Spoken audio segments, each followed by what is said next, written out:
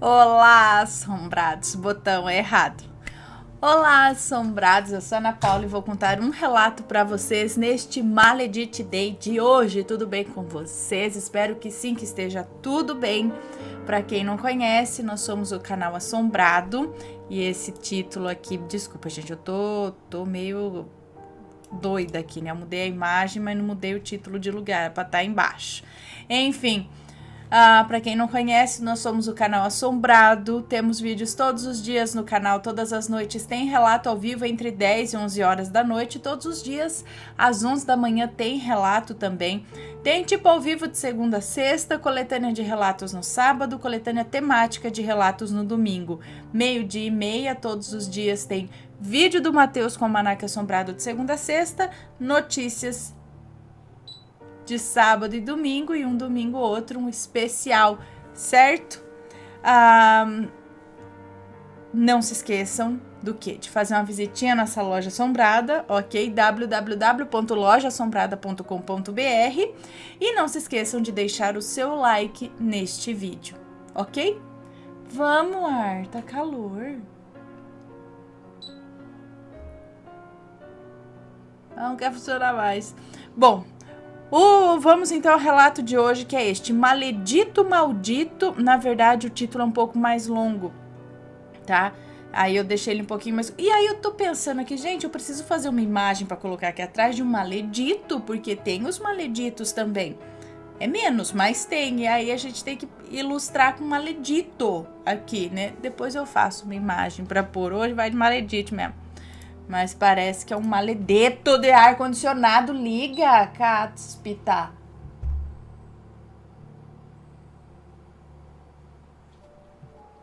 Será que pifou? Vamos dar tempo ao tempo. Vamos deixar ele pensar que eu pedi para baixar a temperatura. Vamos lá.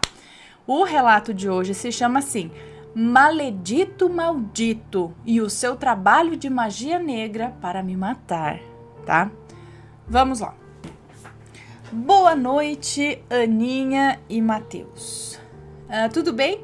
Me chamo Fucicleide, é fulana com ciclana e tudo mais. Mas pode me chamar de fulana ou cicrana. O relato que vou contar é enorme e aconteceu comigo de 2016 até 2019. Até hoje se perpetua um pouco. Gostaria muito de passar para frente e caso consiga, eu não terei como ser mais grata a vocês.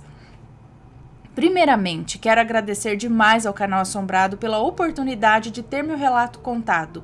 É uma honra. Imagina, nós que agradecemos, né? Compartilhar uma história que não é fácil com todo mundo. Bom, desejo a todos os inscritos, membros e fãs do canal Assombrado um grande beijo de luz e amor. Obrigada, um beijo para você também.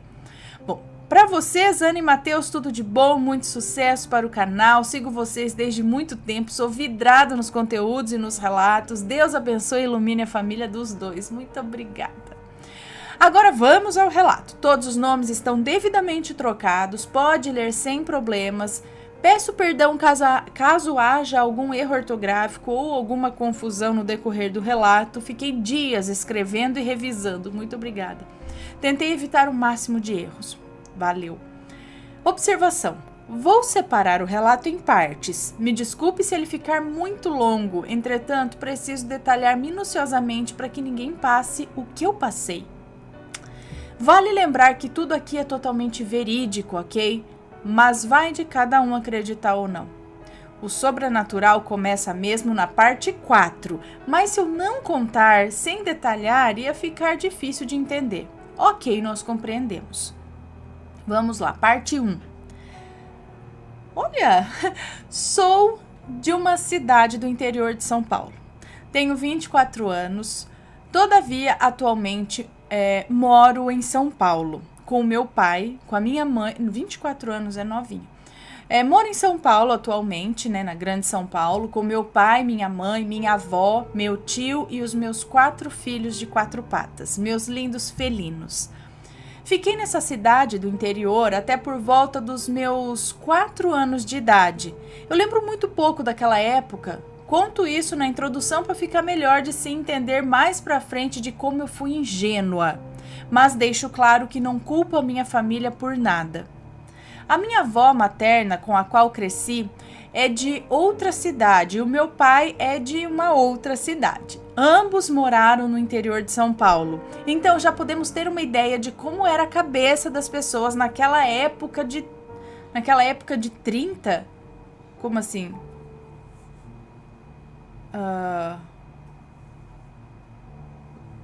De 30 anos, é isso? Cabeça naquela época, as pessoas de 30 anos? Não entendi.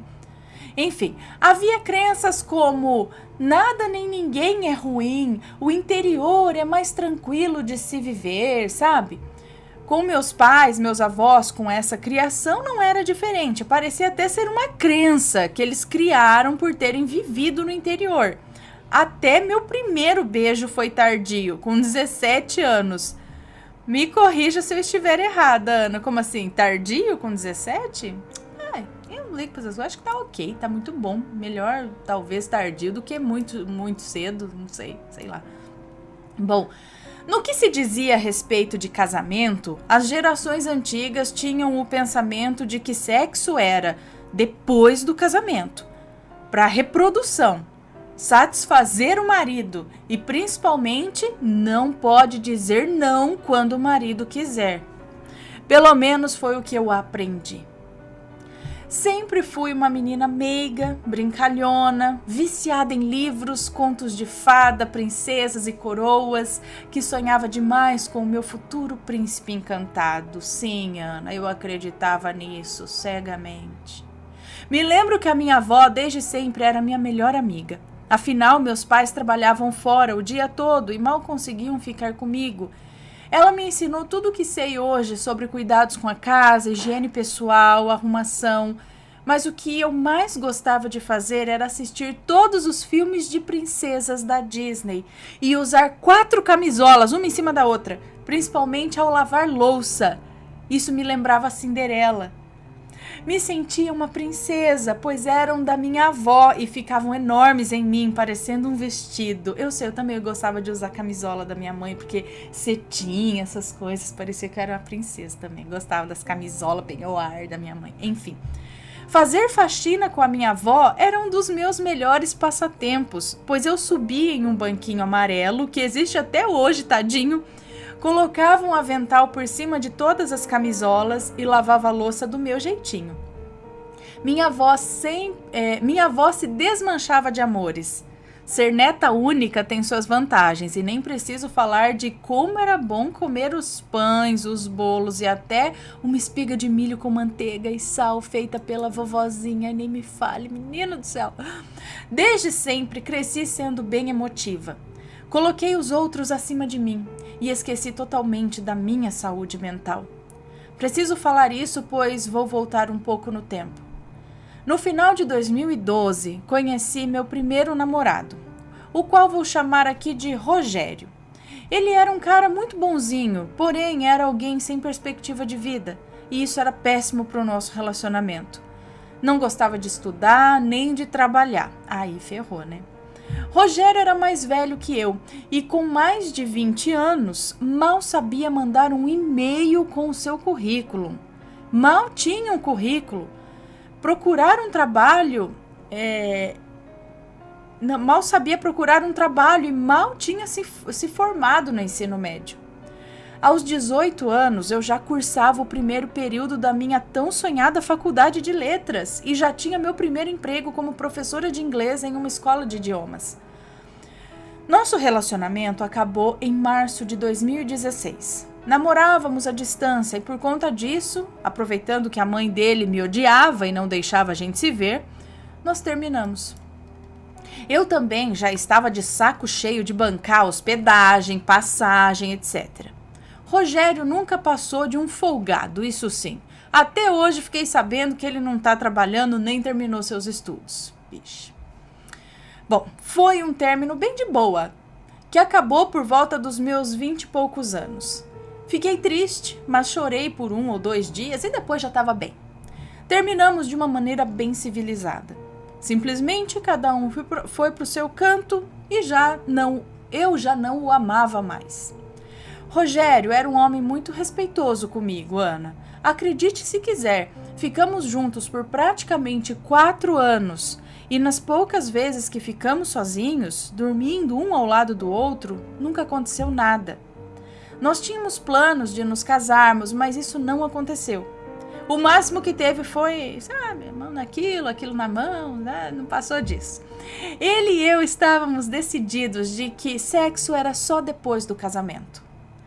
Namorar com o Rogério me fez acreditar muito que contos de fadas eram realmente reais. Afinal, eu via moças da minha idade perdendo a virgindade com seus 16, 17 anos e percebia o quanto eu tinha sorte pelo Rogério nunca ter exigido isso e me sentia incrível ao lado dele. Pelo menos, né, em relação ao respeito, honestidade e caráter da parte dele. Dessa parte eu não posso reclamar mesmo. Quando tudo acabou, eu creio que isso, ao longo dos anos que tivemos juntos, me deixou marcas de menina, não de mulher. Eu ainda era extremamente inocente, sem ter ideia do que era sexo.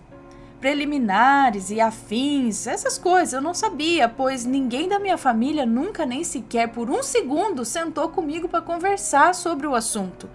E foi assim que descobri que o maior pesadelo da minha vida estava por vir, por conta da minha ingenuidade. Parte 2. Como dito, eu e Rogério terminamos, mais precisamente em março de 2016. Nesse tempo, fiquei um tempo solteira e por acaso reencontrei um amigo de escola, o Carlos. Acabamos saindo e ficando. Carlos era bem parecido comigo, tinha acabado de se formar em jornalismo e achei que ele seria o meu príncipe. Como disse, Ana, eu vivia tudo na base de uma mera ilusão, mergulhando minhas frustrações, achando que alguém me faria feliz. Fazia um bom tempo que eu me sentia feliz. É isso? Ou que eu não me sentia feliz? Não sei, deixa eu só ver se está tudo certo com a gravação. Beleza. Com ele, foi só um beijo. Uma ida ao cinema para nunca mais. Tentei revê-lo, entrar em contato, só que foi sem sucesso. No final, descobri que ele me rejeitou por eu ser bem baixinha. Eu tenho meus 1,61 e pesava na época uns 86 quilos. 1,61 não é baixinha. É só um pouquinho mais baixo que eu. Não é baixinha. Bom, me senti um lixo, um nojo, e nesse mesmo dia meio que eu desisti. Lembrei da época que eu sofria bullying por conta de usar óculos desde os 9 anos e já ser um pouco gordinha. Foi assim que voltei a ter os meus traços de bulimia. Isso me levou a ter uma depressão ou início dela. Um dia me apareceu um menino no Tinder. E nossa, Ana, como me arrependo de não ter apertado o X. O que é o X? Eu não sei, gente, eu não tenho Tinder. Mas assim, o X seria não quero, é isso? Tem o quê? Um X e um tique. O X é no. Bom, ele era uns 5 anos mais velho. Não era atraente. Era magrelo, tinha uma feição estranha. Só que eu peguei e deslizei pro sim. Sem nome?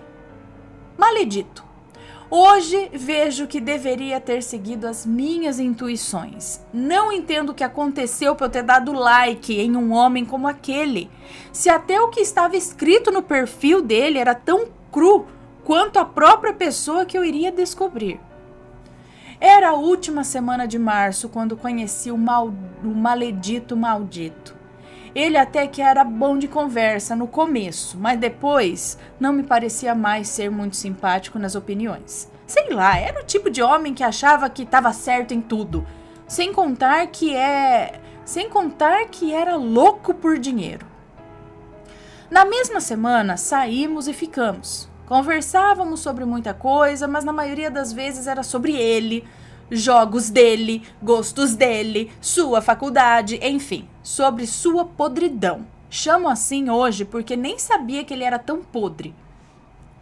Maledito, com o tempo, mostrou ser um homem que gostava de se mostrar. Enchia a boca para falar que fazia faculdade de análise e desenvolvimento de sistemas em uma faculdade pública, enquanto eu fazia licenciatura em letras em uma faculdade privada.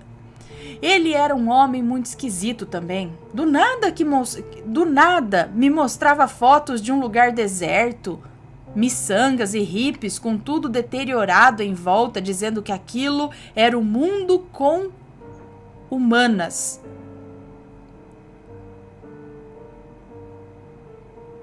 Ah, entendi. Do nada ele me mostrava fotos de um lugar deserto, miçangas e hippies com tudo deteriorado em volta, dizendo que aquilo seria um mundo com as ciências humanas. Comparando com um prédio de vários andares, falando que aquele seria o mundo com o pessoal de exatas. Nas saídas comigo, pedia pra correr sempre que via uma pessoa negra. Gente, louco, manda caçar sapo, vá plantar batata. Dizendo que era pra tomar conta da carteira e se deleitava com isso, de rir muito. Comia tudo que via pela frente e então o fatídico dia chegou pra mim. Era uma sexta-feira, por volta de umas 2 horas da manhã, quando o assunto sobre a vida adulta surgiu. E Ana, eu sempre tive muita vergonha de falar sobre sexo. Ele me contou que também era virgem. Eu, na realidade, nem tinha curiosidade assim do sexo em si, do ato, mas sim das preliminares. O maledito, então, me convidou para ir à sua casa. Lembrem do que eu falei, do quão ingênua eu sempre fui. Eu achava que não teria nada demais. Era um sábado, por volta de umas 9 horas da manhã, quando ele me ligou. Me pediu para ir até a sua casa. Eu hesitei, pois tinha aula naquele dia e não queria faltar. Mas a curiosidade bateu. Eu, então, arrumei minhas coisas e fui. Ele veio me buscar e fomos para a casa dele. Desde que entrei lá, eu senti algo muito estranho, uma energia estranha. O caminho foi praticamente com ele me beijando e outras coisas que eu não vou mencionar. Enfim, não sabia se aquilo era ruim ou bom, mas pensei, bom, se ninguém me quis até agora e ele está me beijando e tal, deve ser ele então, pois só quem tem atração faz isso. Na casa dele, ficamos um pouco no sofá, eu observava a casa e ele era um homem bem porco. Só que isso não me parou. Juro, Ana, eu hoje me sinto como se tivesse me perdido totalmente. Por mais que eu detalhe tudo, tem horas que sinto que não era eu ali. Eu queria muito ter uma máquina do tempo e voltar atrás. Ele então me chamou para ir até o seu quarto. As preliminares ocorreram, descobri mais ou menos o que elas eram e que era bom, mas eu queria parar e ir embora. Foi aí que tudo de mais terrível veio à tona, e nem o meu choro mais alto conseguiu pará-lo. Não vou detalhar. Ai, meu Deus, mulheres, nessas horas, tem uma parte muito sensível do corpo masculino que vocês têm que mirar. E sei lá, se tiver unha grande, ainda melhor, mas você tem que dar tudo de si ali. Tem joelho, tem pé, tem mão, tem dente, vocês fazem tudo, porque aí vocês param, ele sai correndo, grita, pede socorro, pega enfim. Né? Tenta se defender do jeito que der, se não tiver nada pior acontecendo ainda. Enfim, depois vai pra polícia e tudo mais. Mas, vamos lá, continuando. Pô, o cara tá vendo que a menina tá falando não, tá chorando e tá continuando. É um criminoso. Um cara que tem que ficar na cadeia e virar a mulherzinha dos outros. Enfim, vamos continuar. Eu me culpo, Ana. Não é pra se culpar. Não é. Tem que culpar o filho da mãe deste fulano. Não tem que se culpar. Só tô dando, porque justamente eu falo isso que a gente tem pra dar um alerta, pra se caso alguém passar por isso, tentar socar, fazer alguma coisa. Mas eu entendo também que numa mente inocente, que não tá esperando, então, da mesma forma que tava despreparada pra aquele assunto, também tá despreparada E você fica meio que em choque, eu acredito, com o que a pessoa tá fazendo. Você não sabe como reagir, você tem medo de reagir, tudo vem. E aí acontece e depois ainda se culpa, mas não tem que se culpar. O único culpado nisso é quem cometeu o ato, tá? Não é vítima, você é vítima. Eu me culpo, Ana. Ter ido ali foi a pior coisa que eu já fiz na vida. Até hoje sinto que dei permissão para tal. Não, você não deu. Você disse que não queria. Então você não deu. Não é ir lá. Ele te convidou para ir lá. Ele não chegou e falou, vem aqui e faça tal coisa. Não. Você foi e tal. E a hora que você falou, não quero mais, era para ele ter parado. E ponto. Não tem culpa por ter ido lá. Vai. Bom. Muitos dizem que não, claro que não, mas eu sempre lembro da minha avó dizendo que quando o homem quer, tem que obedecer, esquece isso, o homem não é senhor de nada, ele é igual, o homem é igual a você, se a hora que você quer, ele quer, boa, se um não quer, dois não briga, tá? Ué, um tem que respeitar o outro, enfim. No fim, ele jogou no ar se eu ainda era virgem pela ausência. No fim, ele ainda jogou no ar se eu era mesmo virgem pela ausência do sangramento. Quer saber? Eu sei um lugar que é bem virgem no C. Vira aí pra ver se vai... Bom, vamos continuar. Então, liguei pra minha amiga e eu só chorava. Ela me alertava sempre que ele não valia nada. Por que eu não a ouvi? Bom, tava na cara que ele não valia nada mais. Enfim, parte 3. Ana, os meses se passaram, eu ia na casa dele pra lavar, passar, cozinhar, cuidar da gata, da areia da gata, da comida, cuidar daquele lugar nojento. Eu me submeti porque eu queria que ele sentisse vontade de se casar. Afinal, eu não era mais virgem. Eu não podia contar pra minha família, né? Aí é que tá o problema de uma criação, de você colocar na cabeça das meninas, por exemplo, o que aconteceu com ela, que tem que casar, que tem que agradar o homem, que tem que fazer isso, que se não é mais virgem acabou tudo. Não é nada disso, gente. Ana, não denunciei. Mas, então, nunca fiz corpo de delito. Comecei a tomar anticoncepcional. Quase todo dia tomava a pílula do dia seguinte e era obrigada a fazer amor com ele quase 8 vezes por dia. Imagina você fazer isso com alguém que você não gosta, porque eu não gostava dele.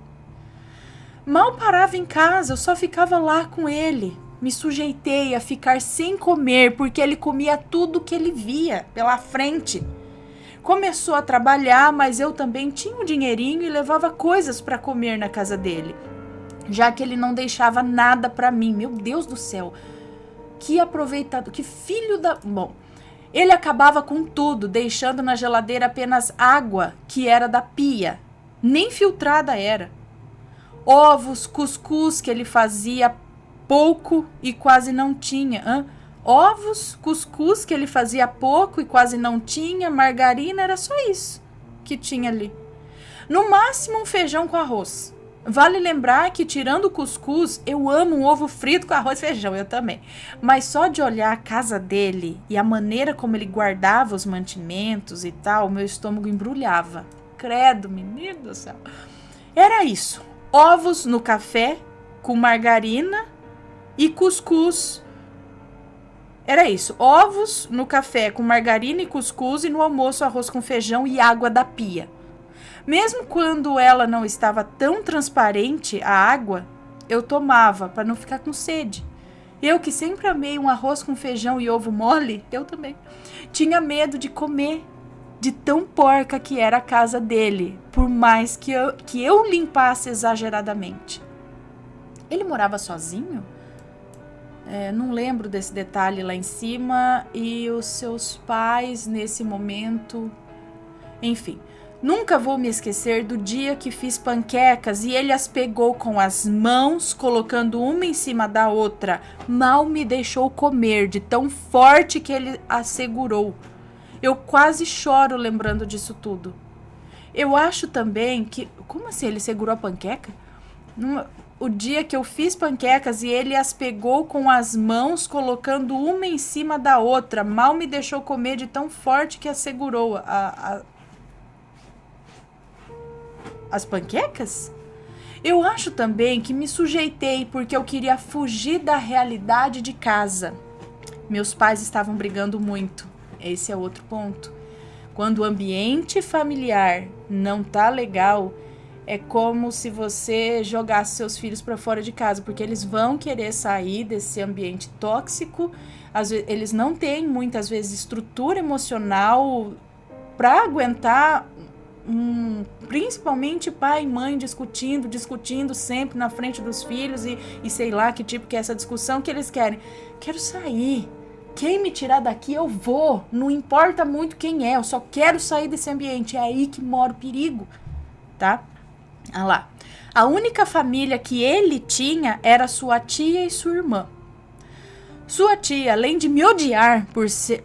Gente, como pode, meu Deus do céu, esse povo, ulaiá. Sua tia, além de me odiar por ser gorda, era uma maledite também, a qual tive a sorte, entre aspas, de só ver uma vez... teve sorte mesmo. De só ver uma vez em um almoço que ele quis me apresentar como namorada. Só depois que soube que a maledite era mesmo a maledite das trevas. E gravem essa informação. Só vi uma vez no almoço que ele quis apresentar ela como namorada, mas só depois ela soube que a maledite era uma maledite das trevas. Enfim. Ele era uma gosma no meu sapato. Toda hora queria passar a mão em mim, toda hora queria sexo. Começou a falar que me amava o tempo todo, contava para os amigos sobre o quanto ele era garanhão na cama.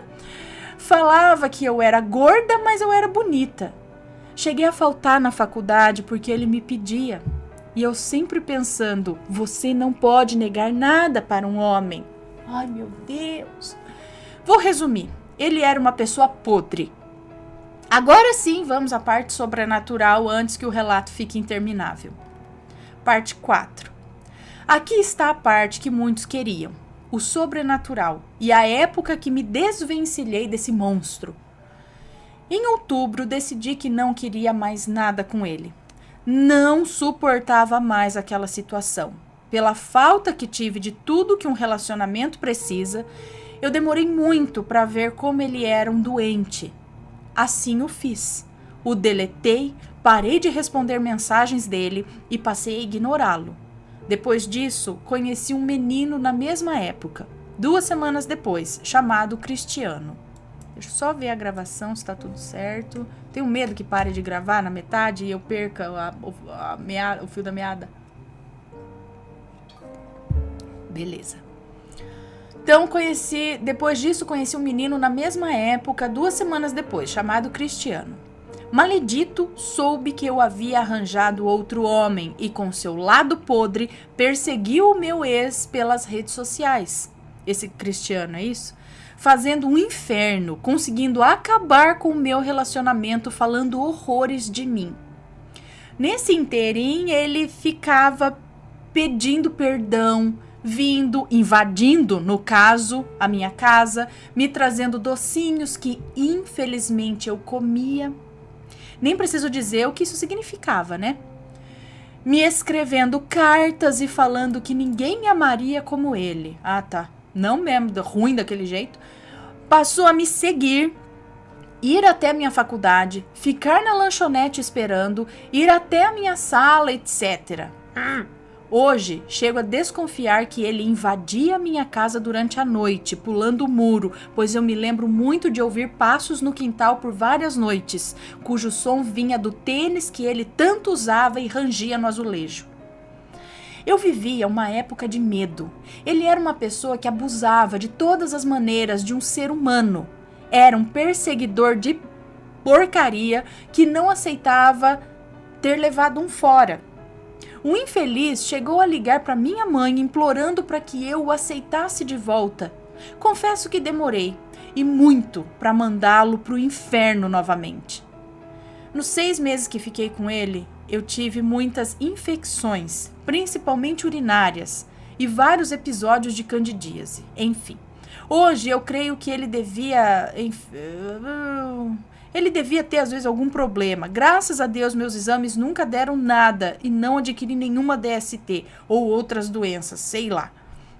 Bom, um dos anos mais infernais chegou, 2017. Eu, sinceramente, não sei como resumir. No início do ano de 2017, notei que as coisas começaram a mudar. Logo de início, eu sempre estava debilitada de saúde, uma dor aqui, outra ali, idas frequentes ao pronto-socorro com inúmeras queixas que nem eu mesma me lembro e sempre o mesmo resultado. Você não tem nada, seus exames não deram nada, diziam os médicos. Meu relacionamento, aquele que teve início depois que chutei o maledito, tornou-se extremamente abusivo e agressivo. Tudo na minha vida começou a desandar. A verdade é que desde que conheci o maledito, tudo ao meu redor nunca mais foi a mesma coisa. Ana, eu que sempre gostei de me cuidar, passei a deixar tudo de lado. Não gostava mais de nada, não era mais vaidosa, não me importava se estava apresentável ou não. Meus olhos eram fundos, meu sorriso era amarelado e sem vida nenhuma. Nessa época, eu cheguei a ir para a faculdade de chinelo e meia, com uma jaqueta preta, um coque com o cabelo todo encebado e sem tomar banho. Faltava às aulas, perdia conteúdo, provas e simulados. Comecei a beber, sempre no intervalo das aulas, ou quando ia, eu nunca ficava até o final de nenhuma aula. Passei a ir para baladas querendo extravasar, pois não tinha mais interesse em viver. Em casa, as coisas sempre iam de mal a pior. As brigas com os meus pais eram intensas, eu não gostava de sair do quarto, não gostava de fazer nada e sempre estava cheia de ódio, triste e querendo chorar. Ainda mais quando eu estive com o Cristiano, que foi um relacionamento à distância também.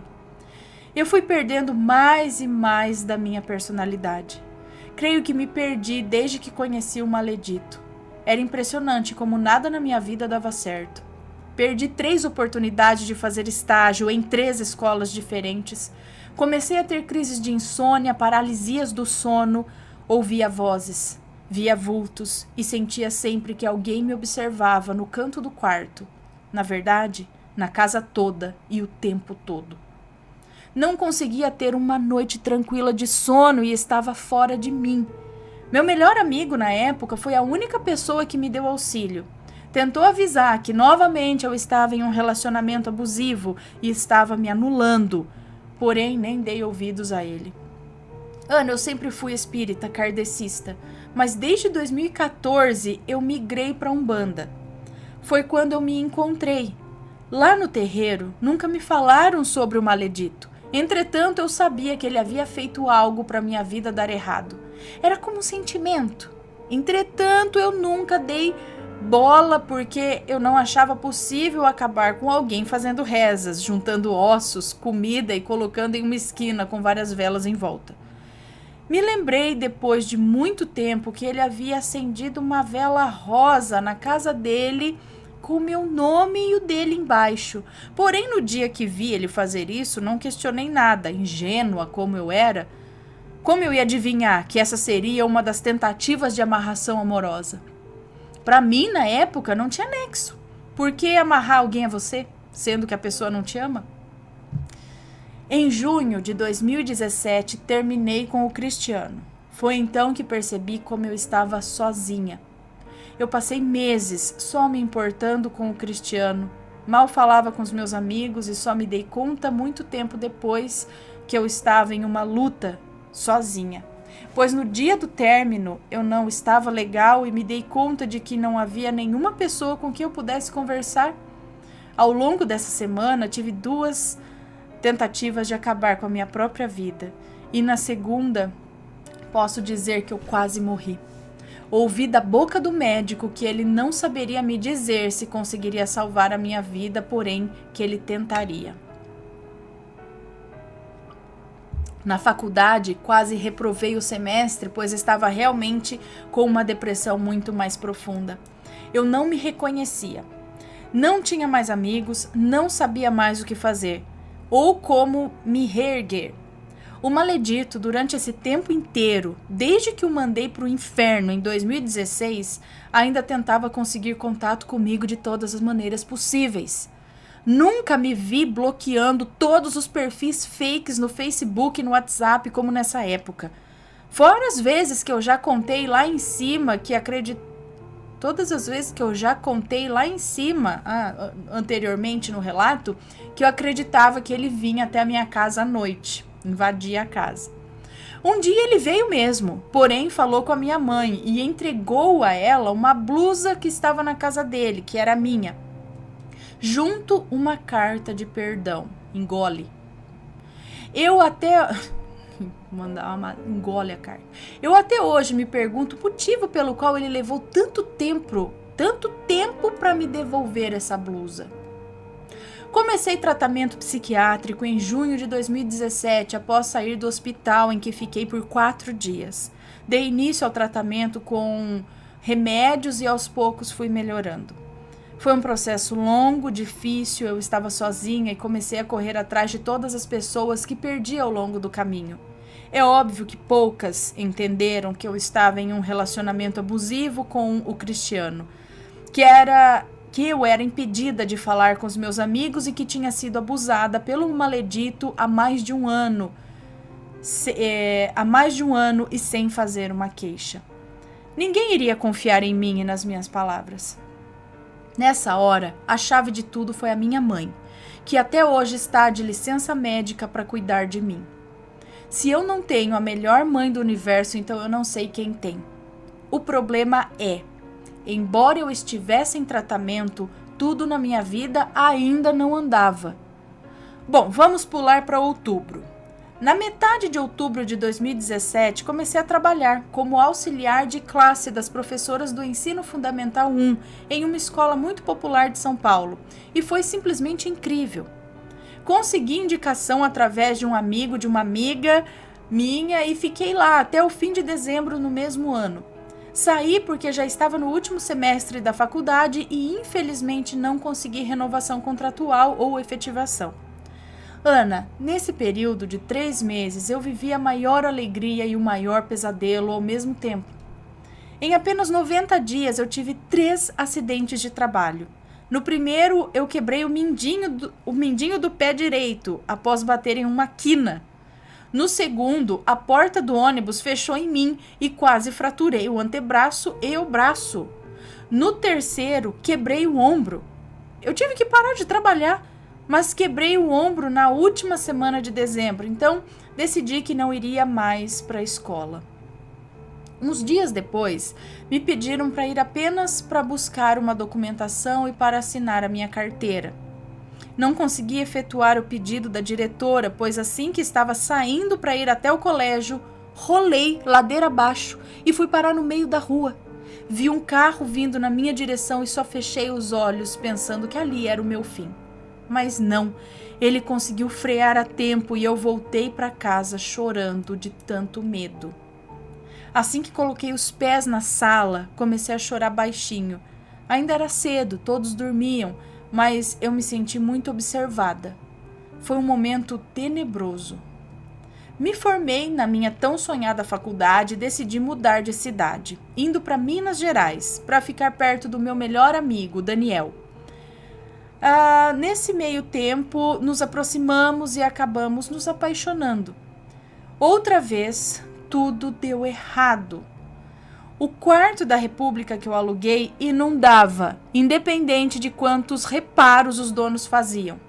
Eu fiz mais de 20 entrevistas, mandei mais de 1000 currículos e, Ana, eu não conseguia emprego nem de faxineira.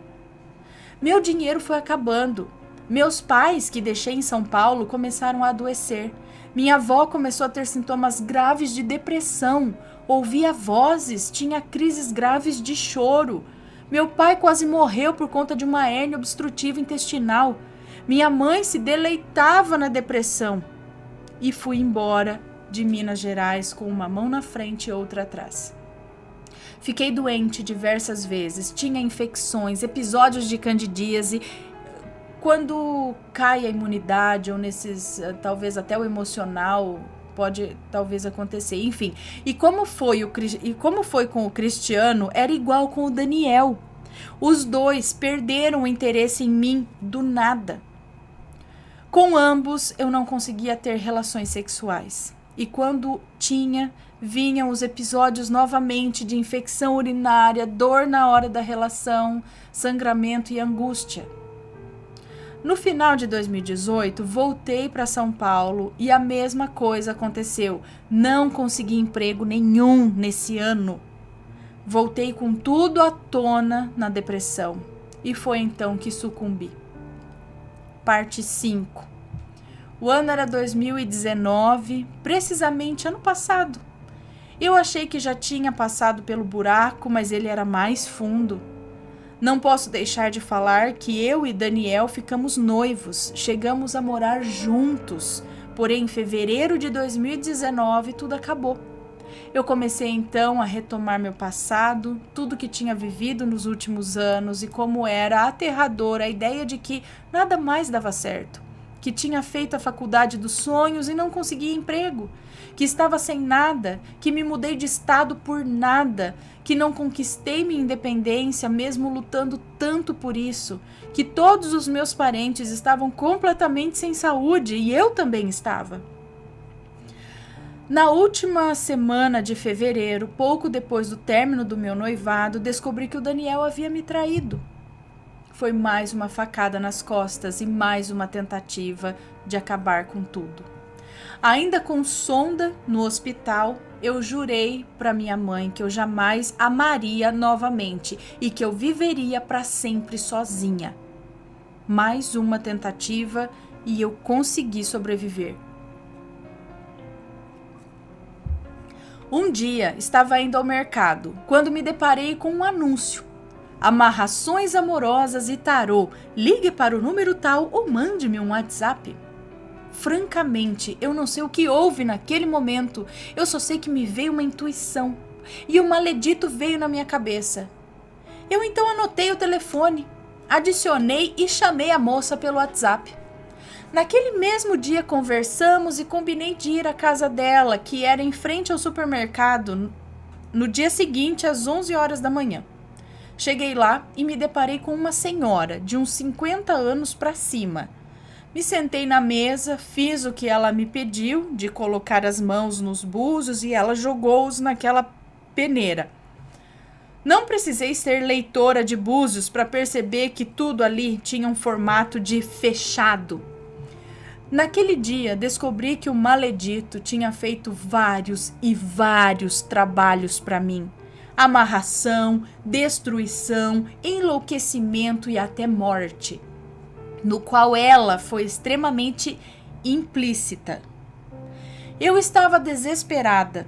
A depressão estava no auge. Eu estava quase delirando. E saber que todos aqueles trabalhos de magia negra estavam já saindo do controle e refletindo na minha família, aquilo me fizeram ter vontade de morrer.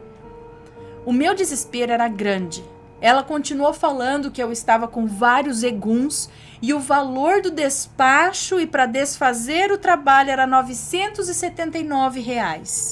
Aquilo foi o fim. Eu não tinha mais nada, Ana. Como que eu ia poder pagar? Paguei o jogo de búzios e fui embora.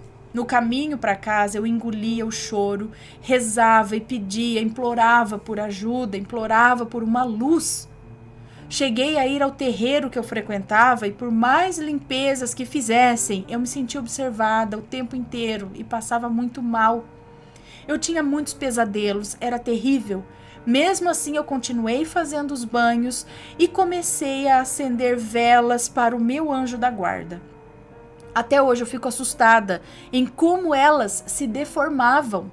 Eu cheguei a tirar fotos das velas que seguem em anexo, simplesmente porque eu não acreditava naquilo. Também achei na minha casa um rosto parecendo um bicho desenhado do lado de fora do portão. Ela me mandou as fotos, eu não anexei aqui, assim, a vela, ela tá, é como, sabe aquela parte escorrida da vela? Parece que forma um tobogã do lado, assim, sabe, ó? desce assim, tipo, ela sai daqui e desce, a vela tá aqui, o negócio faz isso assim, ó.